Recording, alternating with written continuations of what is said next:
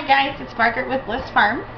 Today I am going to share my cookie baking tips and baking in general, but these are more geared towards cookies especially. Now, just some preliminary things. The first thing you want to do is to grab your recipe and read through it. And I like to just give it a quick read through first to make sure that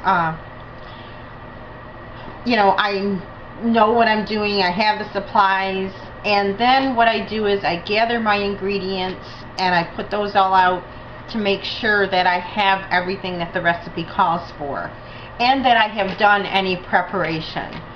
So, and actually that's why you would read it first before you even start getting all of your ingredients out. For instance, I'm making a chocolate chip cookie recipe. It's just my traditional on the back of the Nestle Toll House chip bag. That's my favorite recipe and that's the one I use. And with most cookie recipes you need softened butter. And so what I did was I took those out this morning. Now I know this recipe pretty much like the back of my hand. By now I've made it so many times. But sometimes, you might not remember how much maybe exactly you need, or something like that, or you might think, well, did it call for margarine or butter? For the most part, all cookies, you want to use butter. And that's a tip I can't stress enough. You want to buy the best butter you can. And when it calls for butter, do not substitute margarine. You could probably, I've had success substituting margarine for butter for margarine, but not the other way around. You don't want to substitute margarine for butter. Never, never, never. Your cookies will turn out too flat. They'll have an off taste, and it just won't be the cookie that you expect.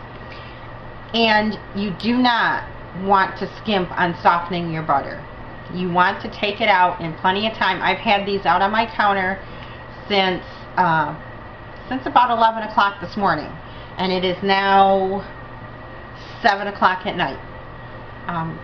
So you want to make sure that you soften them the good old-fashioned way, leaving them out on the counter. You definitely never put these in the microwave to soften them. If you truly didn't take them out in time, or you need to soften them ahead of time, you just didn't take them out in time and you really want to bake those cookies, what you want to do is get a rolling pin and literally beat them up on the counter. And then once you do that a little bit, you want to, you can put them in a bowl and use your good old hand mixer or your stand mixer and beat them until they're softened, and then start the recipe from there. Usually you have to mix in your sugars and your butter together. So before you put in your sugars, and if you didn't soften the butter early enough, beat it up a little bit with a rolling pin and then put it in a bowl and beat it a little bit first before you add your first ingredients or whatever needs to be mixed up with the butter. Okay, so as you can see, or maybe you can't, let me see if I can, I have a new camera stand, whoops, and I probably just made everybody dizzy. I think I'm going to shut this off and do this the right way. Be back in a minute. Okay, it's me again, Margaret from Bliss Farm, and before my tripod mishap, I was saying that you need to, I explained about the butter, and that you need to assemble your ingredients, and that includes the bowls you need. Now for my chocolate chip cookies, I need two. I need one for the dry ingredients to mix those beforehand, and then to mix the batter portion, the eggs, the sugar, the eggs, sugar, butter, in a bigger bowl so that then the dry ingredients will fit into there at the end with the chocolate chips. And this, you know, when you assemble your ingredients ahead of time, this will give you any indication if you don't have one of the ingredients. You can either run out and get it, or you can check online for an appropriate substitute.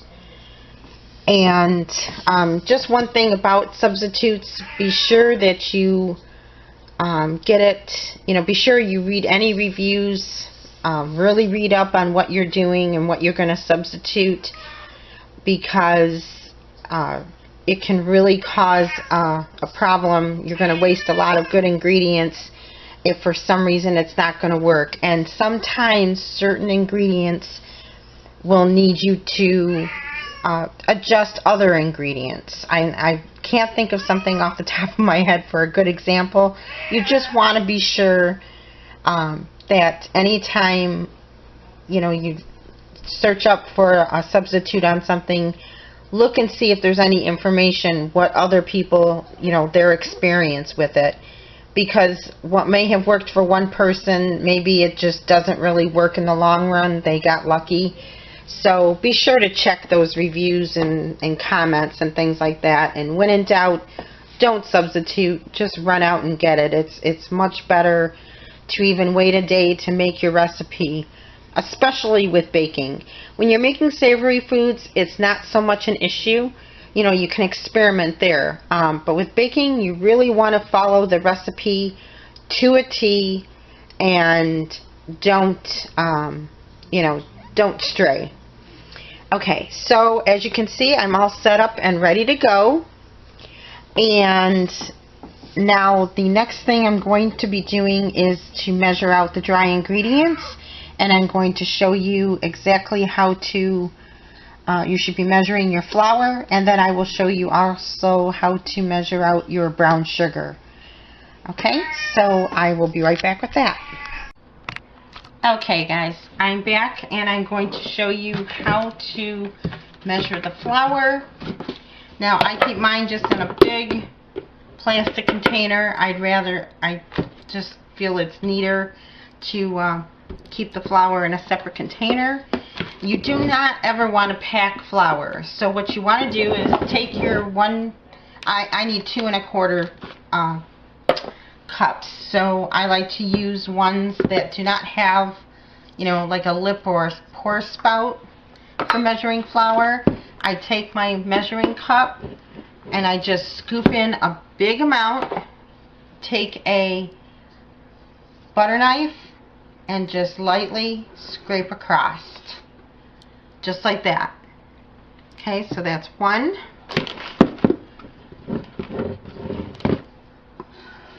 2, and then I have my 1/4 cup measure here, and I do the same thing. I just give a big scoop and scrape across.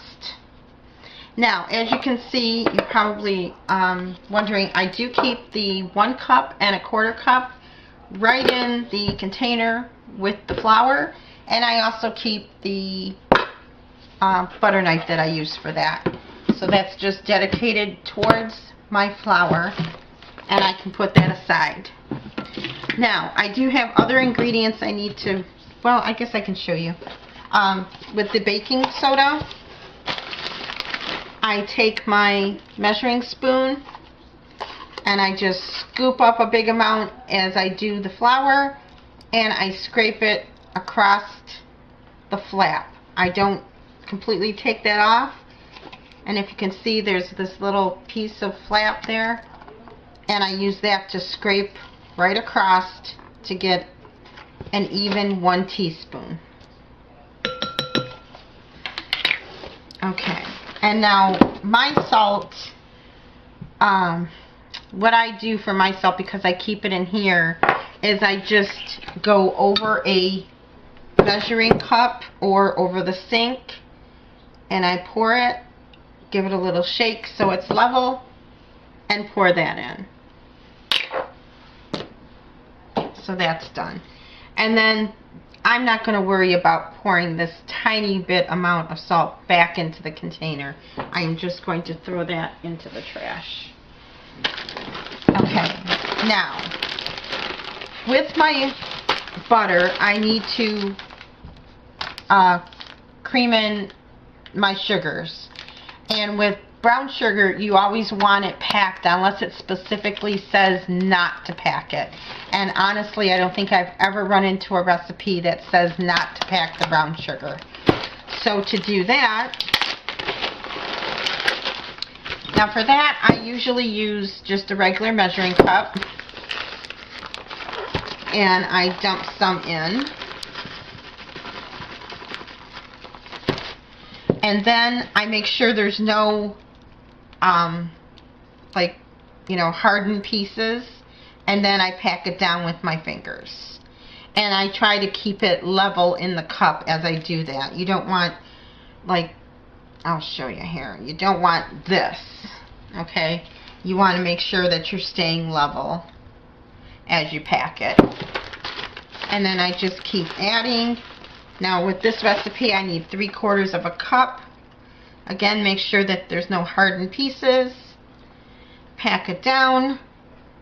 And I am exactly at a 3/4 of a cup. It's faded off this measuring cup, but it is at 3/4 of a cup right there. And I can dump that into my bowl that I'll be mixing the butter and sugars with. Now, there's really no tips for measuring regular white sugar. All you got to do is pour it in, you know, maybe give it a shake, level it out, and then you're all set with that. And I will show you some more in a bit when I get to the point that I have some more tips for you. So to sum up so far though, you always want to use the best butter you can. I don't know of many recipes that don't call for actual butter. So when it says butter, you definitely want to use butter. And if it calls for margarine, you can use margarine in that case. But even in that case, you could use butter, but you never want to use margarine instead of butter. That's just a point I can't drive home enough. And also, you want to make sure that you assemble all your ingredients ahead of time and make sure that you have, and that is just to make sure that you have all your ingredients and have done pre-prep, such as softening your butter ahead of time. Okay, so I will continue with this and be back in a bit. Okay, hello. I am back to show you, I have the last steps that I do. I have my chocolate chip cookie batter all mixed up. And since this wasn't really a recipe video, this is just the tips. I did not go through the whole process on camera as far as mixing everything together. Now, my next step, or next tip, is to make sure that you line your cookie sheets. Whether you have Silpats or parchment paper, either one is great, but don't put them right on your cookie sheets, even if the cookie sheets are brand new. You know, even if they're brand new, they can still stick maybe. And if you don't line them when you're baking things, this is what your cookie sheet eventually gets like. I'm embarrassed to show it, but I'm going to show it. This is what you get, and you definitely don't want to be baking anything on there. It's clean, but it's just not in good shape anymore. And if you bake on there, you're not going to get the results that you want. So you really, truly want to use either Silpats or parchment paper. Also, you want to use a cookie dough scoop. An ice cream scoop. Yes, it is now a cookie dough scoop. But you want to use one of these. And I guess if you wanted gigantic cookies, you could use the bigger one. but I am using, I don't think this is actually the smallest one. Unfortunately, I don't know how many ounces this is, but this is not the big one. This is a small to medium. And I just scoop the cookie dough and put it on the cookie sheet and go from there. Now, from that, I lost my train of thought. Once you have your cookie sheet full, you put it in the oven. Now, when your first batch is going to probably take longer than your subsequent batches because your oven is going to continually get hotter. And another tip is to know your oven. If you don't know how your oven runs, it's going to be harder to judge how long things will take. Remember that the recipe is just a guide, really. When it comes to baking time and baking temperature, it is just a guide because everyone's oven is different. You want to learn how your oven reacts. Many times with my oven, it runs hot. So my first batch might be true to what the recipe says, and then it gets less and less as I go. With my oven also, I can't do more than one cookie sheet at a time. So what I do is once I have the first sheet ready to go, I put it in the oven, and then I take my other sheets that are already prepped with the parchment paper, and I have them ready to go so that when one sheet comes out, the next sheet goes in. It's all ready to go. Now, do not leave your cookie sheets or anything that's ready to be baked on top of your stovetop because it will start to bake a little bit, and you could come, you're not going to, again, you're going to get not good results with that. So you want everything to be still cold when it goes into the oven. You don't want anything to start partially baking. Also, when you take your cookie sheet out, do not let it cool before you put more cookies on it to go into the oven. I find that my cookie sheets cool very quick. By the time I have them, my cookies on the cooling rack, I can pretty much touch the cookie sheet, and as long as I can touch the cookie sheet, I know it's cool enough to refill. So I'm going to pop these in the oven.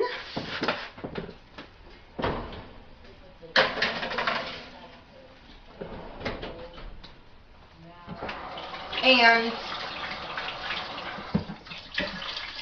I'm going to take the camera down and sum this all up and show you a finished cookie.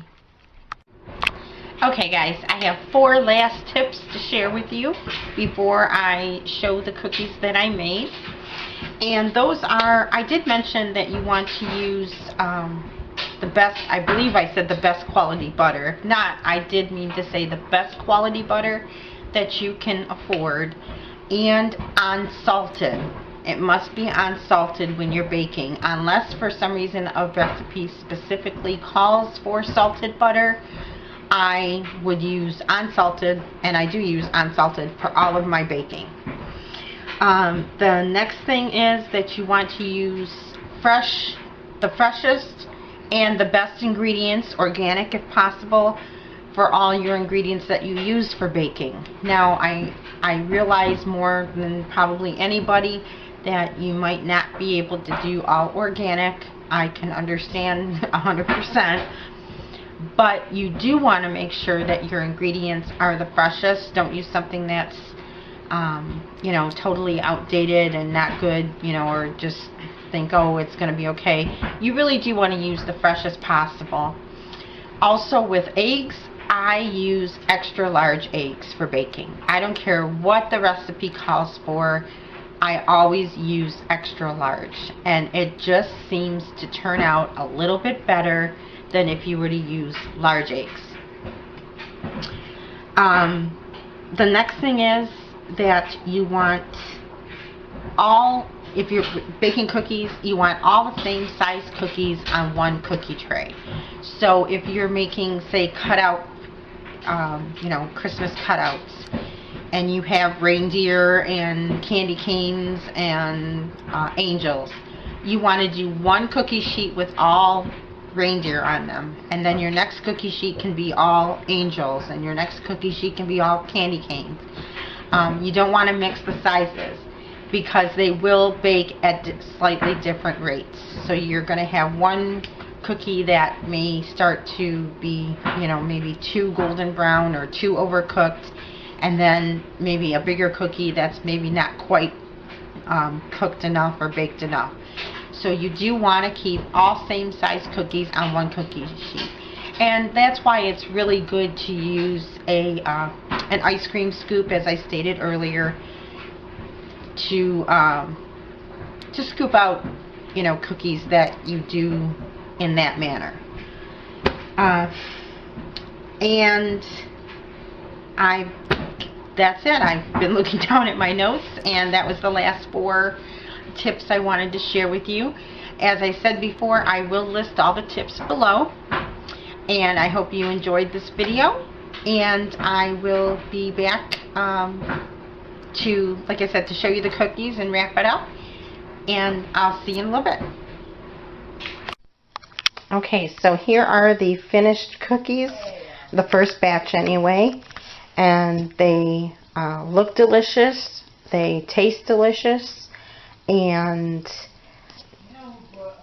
I'm going to show you. See how perfect that bottom is? Now, that bottom is perfect because of the parchment paper. And see how they're not too flat, and yet they did, flatten just enough. That again is because quality ingredients and the parchment paper. So I hope you found these tips helpful. And it is the time of year that everyone will be baking, even those of you that might not bake too much all year long. You usually do bake around the holidays.